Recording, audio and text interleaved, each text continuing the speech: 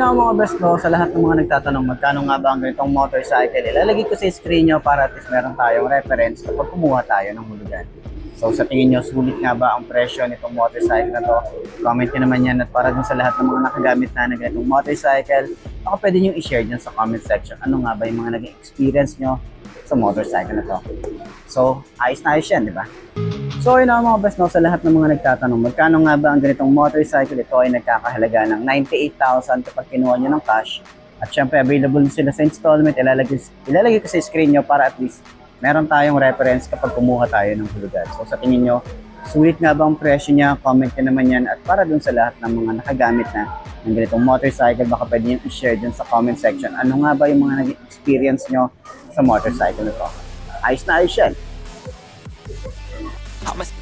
So ayun na mga best no, meron silang available na 250cc na ADV style dito. Okay, kagandahan dito. Ang daming ang daming magandang features na itong motorcycle na to. Lalo na sa kanyang headlight, naka LED na rin tayo rito. Meron din pala tayo rito USB charging port. Dalawa na rin to, Type C and Type A. Meron din tayo dito cigarette pipe naman. Okay, dito sa may bandang harap. So ayun na mga best no, available nga po dito ng isang unit. Okay, isang unit ng RV250 na Motofino. Okay, so si Rakal yung nagbebenta rito sa Philippines at sila yung nag-handle ng Motofino motorcycle. Okay, so isa sa mga magaganda at talagang sulit kapag binili nyo.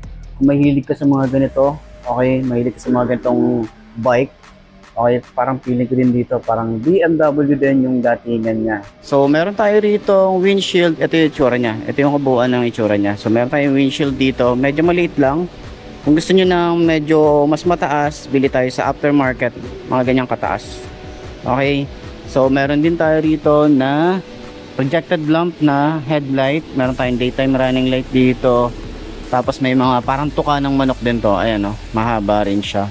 And naka-telescopic fork, meron tayong reflector, meron tayong single disc brake, dual pot caliper, naka-wide spoke na rin tayo rito. Yung fender nga pala natin dito, maganda rin, malapad.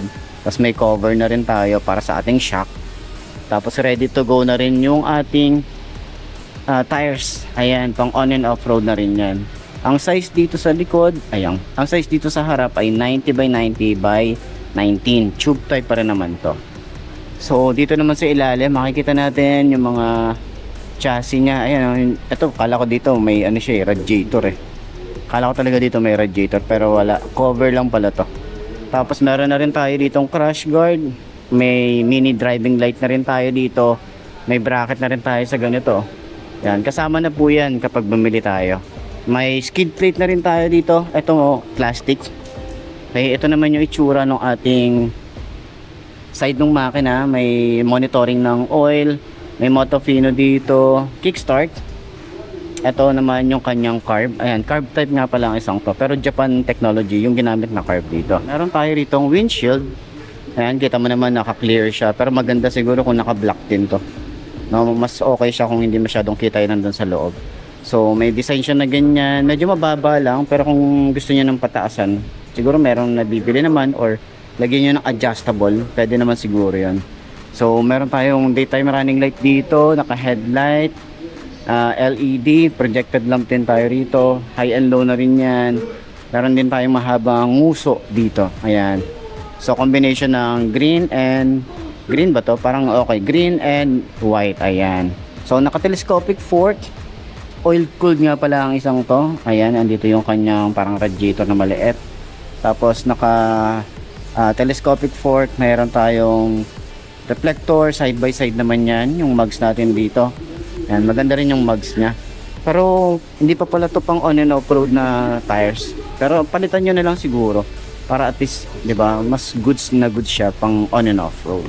Naka single disc brake, dual pot caliper tayo rito. Ang size ng gulong dito ay 110 by 70 by 17. Ayan, tubeless na rin ang isang to.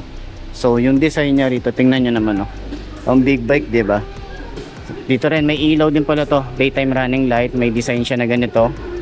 Ayan, may mga machong design siya rito. Meron na rin tayo ditong crash guard, ayan. So kung gusto niyo maglagay ng ng mini driving light, lagyan na lang tayo rito.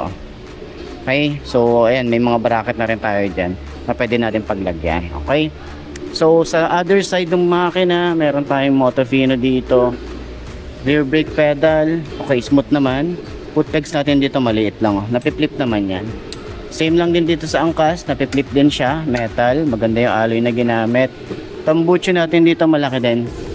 Okay, tapos meron tayong metal na cover, naka single shock tayo rito. Okay, tapos adjustable naman siya. Meron tayong tire hugger, and then meron tayong single disc brake and single pot caliper. Ang size naman dito sa likod ay 130/70 by 17. Okay, rear brake pedal smooth lang din. Foot pegs natin dito napiflip naman siya. Ayan, so foot pegs din para sa angkas. Ito rin yung tsura niya. So kung nasa taas yung ating rubber, ayan, combination naman siya ng metal. Ayan, so ito yung mga chassis niya, no, makikita natin dito. Maganda naman yung pagkakahinang dito. Maganda yung pagkakadugtong. Meron tayo rito single shock, nasa pinaka center naman siya. And yung ating swing arm malaki din, malapad. Naka single disc brake, single pot caliper. At yung ating tires dito sa likod, ang size naman ay, saan yung size?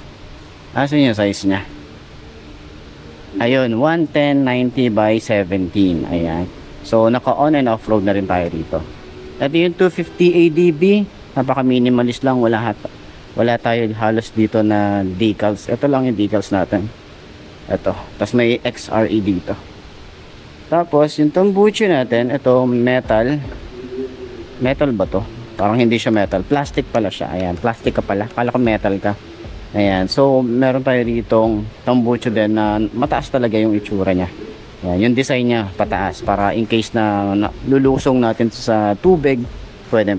Ayan, bracket na rin para sa ating top box. Ayan, ito naman metal. Okay, ay hindi, metal ba to? Hindi, plastic pala siya. Kala ko metal, plastic pala to. Ito pala yung metal. Ay, hindi rin, plastic din. Ayan, plastic din pala to. Ayan, so dito naman meron tayong tail light. Kakaiba rin yung tail light natin dito. Ayan, oh. Tapos yung ating signal light, ito LED rin. May plate light na rin tayo rito, yung reflector, tapos yung pinaka fender natin dito malapad din. Chain cover meron na rin tayo, malaki sprocket size dito, and naka single load shifter din tayo dito. Kakaiba din yung design dito sa ating sa makina dito sa side. Okay, may Motofino din tayo rito, and yung gear indicator nya 1 down 4 up. Ayan, so ito yung top box nya, yung tatlo. Ayan, pakita ko sa inyo, open naman to yung isa open siya. Ayan, oh, ang ganda ng quality, 'di ba? Ito yun naman yung top box natin na isa. Ayan, tapos ito rin. So kasama na yan pag bumili tayo. And meron tayo rito tail light, maganda rin tail light, LED rin yan. Signal light natin dito LED, flexible. May plate light, may reflector, tsaka yung ating fender, yung lagay ng fender. Ayan. So dito naman sa upuan, kita nyo to, malambot yung upuan natin dito. Masarap siyang upuan. And then magaan yung motor, kahit mukha siyang mabigat, magaan siya. Siguro dahil wala pa naman tong tawag dito, yung gas tank natin dito, 'di ba? Tapos ang ganda rin ng lining dito. Ito parang carbon fiber finish. At yung ignition natin dito, ang daming susi. Ang dami, sa bagay yung sa top box to. Ayan, ito yung ignition nya. Ito yung ating cup para sa ating gas tank. And then panel gauge natin dito, may select and set tayo rito, naka digital na rin tayo rito. So ayan, itsura ng ating side mirror, ganda rin, no? Ang lapad din. May USB charging port na rin pala to. Eto, tapos may compass na rito. Ayos. Tapos meron tayo rito na mga switches, carb type nga pala to, no?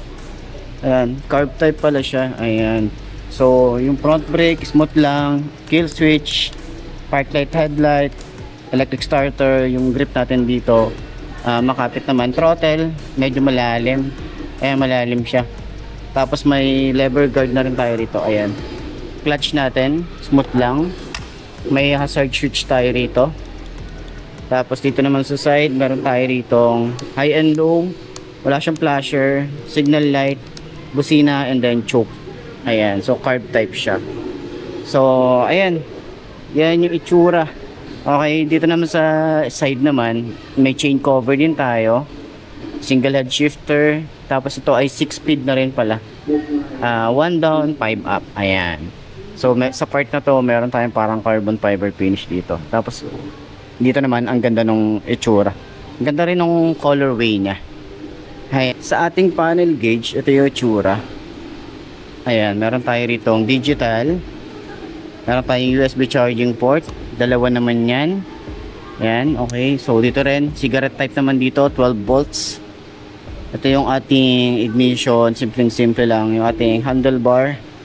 Okay, naka-upright position naman tayo rito. Ito yung sinasabi ko na parang BMW yung datingan niya. Itong pinaka-part na to, yung pinaka-POV natin dito. Ayan. Switches natin, meron tayong kill switch. Park light, headlight and off, electric starter, lever natin dito, malapad din. Smooth naman siya. Yung grip natin makapit. Throttle, malalim throttle natin. Ayan. Dito sa side, meron tayong flasher, high and low, busina, and then signal light. Ayan. Ito yung susi natin. Clutch, smooth lang. Meron tayong rubber dito. Okay. So, yung gas tank natin, ito yung tsura. Para tayong big bike na rin talaga tayo rito.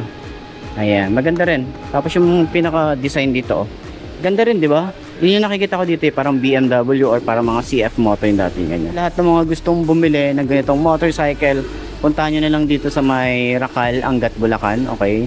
So, meron silang warehouse dito, okay? So, madali naman din silang makita in case na gusto nyo pumunta rito. So, sa mga taga-Angat, available po ng ganitong unit. Nice.